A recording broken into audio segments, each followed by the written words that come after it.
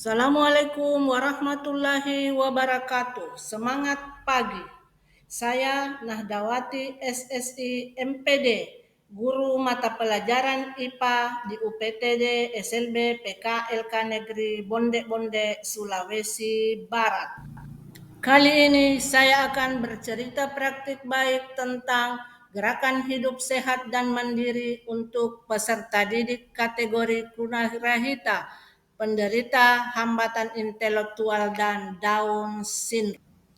SLB merupakan layanan pendidikan untuk para generasi penyandang disabilitas, khusus untuk UPTD SLB PKLK Negeri Bonde-Bonde.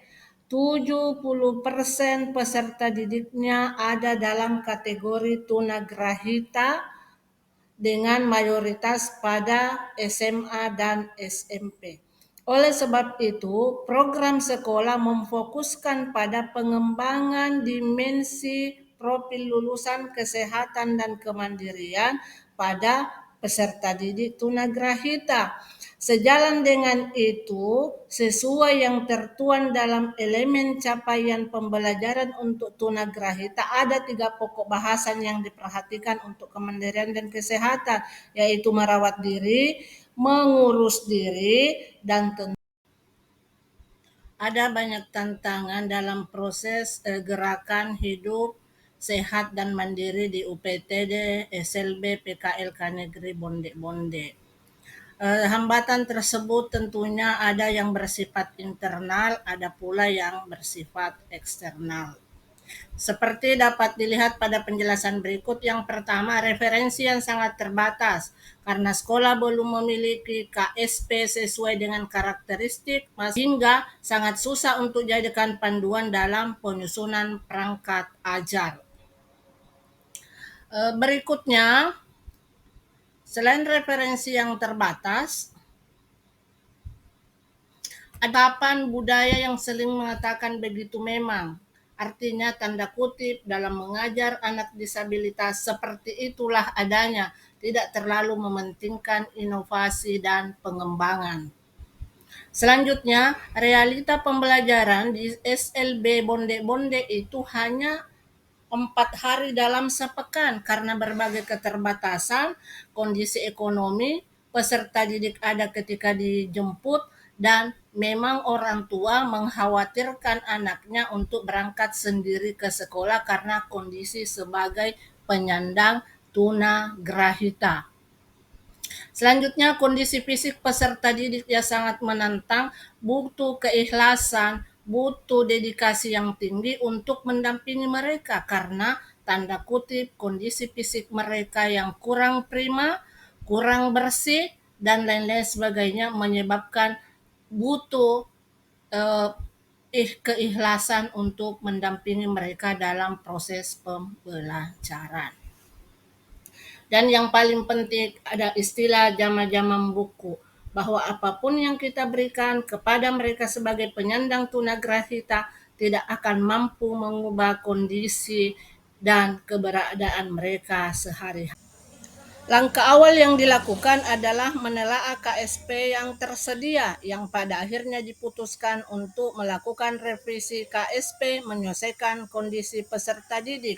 Dilanjutkan menyusun ATP program khusus sebagai acuan untuk melaksanakan pembelajaran dengan tujuan kesehatan dan kemandirian. Selanjutnya menganalisis CP IPA sebagai mata pelajaran saya sendiri yang menghasilkan ATP IPA. Dan selanjutnya mengikuti diklat daring untuk meningkatkan pemahaman tentang PM. Berikutnya, memilih topik yang relevan, yaitu organ tubuh manusia, dan berdasarkan evaluasi diri sekolah, maka ditentukanlah organ tubuh manusia dan fungsinya dengan fokus pada organ reproduksi untuk kesehatan dan kemandirian peserta didik. Banyak hal menarik dan pembelajaran yang berharga yang ditemukan dan didapatkan selama proses kegiatan ini. Apanya ada? Ada perutnya, dadanya. Apanya ada, Suki? Ya, menandakan bahwa ini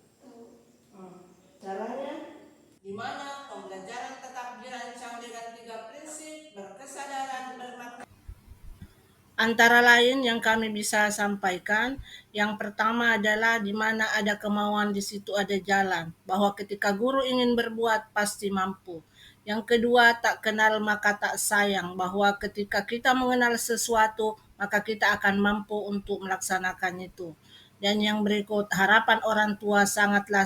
Ternyata merancang RPP maupun modul ajar berdasarkan kebutuhan belajar peserta didik menjadikan proses pembelajaran lebih terarah dan terukur, sehingga motivasi dan semangat untuk mengembangkan kompetensi kami semakin meningkat. Terima kasih. Sebagai guru mata pelajaran pendidikan agama Islam semakin lebih terarah dalam mengelola pembelajaran. Setelah memahami dengan baik capaian pembelajaran program khusus kategori tunagrahita. Terima kasih. Mengurus dirinya sendiri saat datang bulan dan mampu mengurus dirinya sendiri untuk berangkat ke sekolah setiap hari. Saya selaku Ketua Komite sekaligus Kepala Desa Bonde-Bonde mendukung semua program yang pada intinya mendukung peningkatan peserta didik khususnya tunagrahita. Implementasi pembelajaran mendalam di SLB PKLK Negeri Bonde-Bonde bukan sekedar strategi mengajar, melainkan sebuah komitmen untuk memuliakan anak berkebutuhan khusus. Seperti falsafah bahwa pembelajaran mendalam adalah pembelajaran yang memuliakan. Setiap usaha kecil yang dilakukan oleh guru, setiap langkah mandiri yang dicapai oleh murid, dan setiap dukungan yang diberikan orang tua, semuanya menyatu menjadi jalan panjang menuju visi besar, mewujudkan generasi disabilitas yang beriman, sehat, cakap, dan mandiri. Demikian dan terima kasih. Assalamualaikum warahmatullahi wabarakatuh.